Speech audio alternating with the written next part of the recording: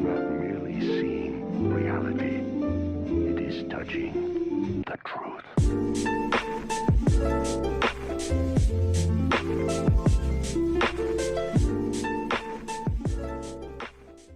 What's going on, everyone? Welcome back to Chronic Gamer. My name is Matt, and this is my final thoughts and redirect for Cowboy Bebop episodes 11 through 15.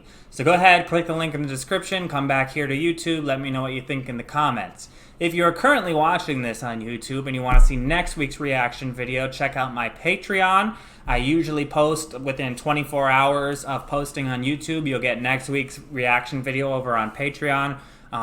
Unfortunately, I can't do them simultaneously as like I used to when I first started my Patreon because I have school and stuff, so it's usually within 24 hours or so that the early access next week's reaction will be posted over on Patreon. So check that out if you are interested. And yeah, so we had some decent episodes here. We had, I'm trying to remember them in order. I'm going to talk about the three that stood out because I'm not going to remember them in order. The three that stood out were 12 and 13 as well as 15. So in 12 and 13, they were basically a two-part episode wrapping up season 1, and they explored more into Vicious and Spike's relationship, as well as gave us a name of the girl from Spike's past, the one with the blonde hair, who was named Julia, and a third person who was working with Vicious back in the day in a war or something on Titan. His name was Gren, I think it was. Like Gren? I forget it was. I think it was Gren. So anyway, Gren and Vicious fought in some war back way long time ago on Titan. I don't know what the war was for, what it was about, but they were definitely comrades. And I guess there's a lot of information still we don't know. They only give tidbits of information, so I guess something happened with this Gren character after the war, and the government made him like try these drugs or whatever, and they made his hormones go out of whack, and they made him grow boobs and shit, and now he's like, now he's just like some jazz player in this bar, but he still has a grudge against Vicious for something that Vicious did to him. I'm not recalling it correctly. I'll have to double check, but excuse me for not remembering everything. But yeah, so basically Vicious put something in like a music box, and Julia told him that if Vicious gave it to him, then there's definitely something in it. And for whatever reason, they had a falling out, and he never saw Vicious again until the end there. And I guess he was making a deal with Gren to get some red-eye for his boss. And Gren showed up and planned to bomb Vicious by putting a bomb inside the music box, but at the same time, Vicious was going to kill Gren. But Spike showed up because he was looking for Julia when he heard the name Julia down on the moon. And so he showed up and he finds Gren and Vicious going at it. And not expecting to run into Vicious, you know, he kind of went off the deep end a little bit and started shooting at him. And it turned into this big fight and ultimately ended with Gren getting shot out of the sky and Vicious getting away. And then Spike and Gren meeting and him telling Spike about how Julia used to talk about him back when she would come into the bar. So definitely very interesting way to end the season, and I'm looking forward to hearing more about that and those characters and what their deal is and what their backstory is.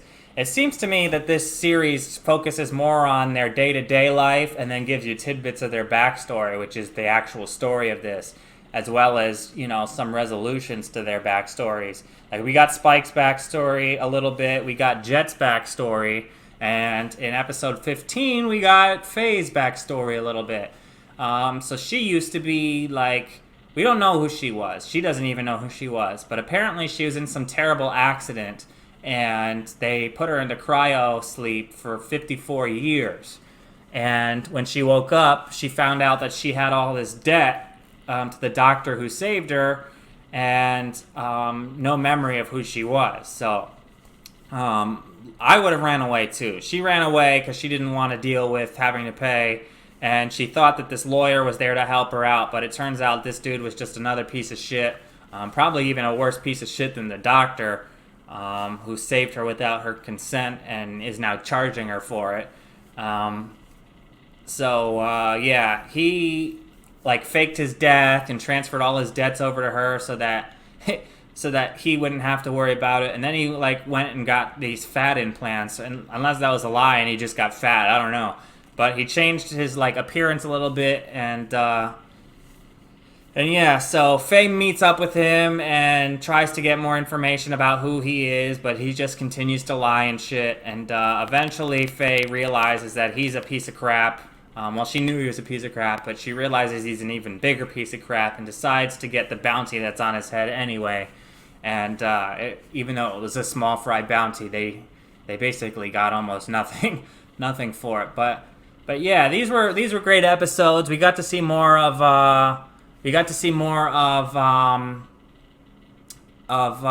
stuff with Ed and how he. I keep saying he because of the name Ed. I'm sorry, but she is contributing to the Bebop crew. She seems to be like doing her regular hacking and stuff when it's needed, but she brings like lightheartedness, which is really interesting and refreshing. I remember the first episode now, episode 11. That was like a cool little horror thriller episode that they had there with this like mutated lobster thing that Spike put in this fridge up in the storage area and forgot about for a year. And I guess it like mutated, became poisonous, and started attacking the crew.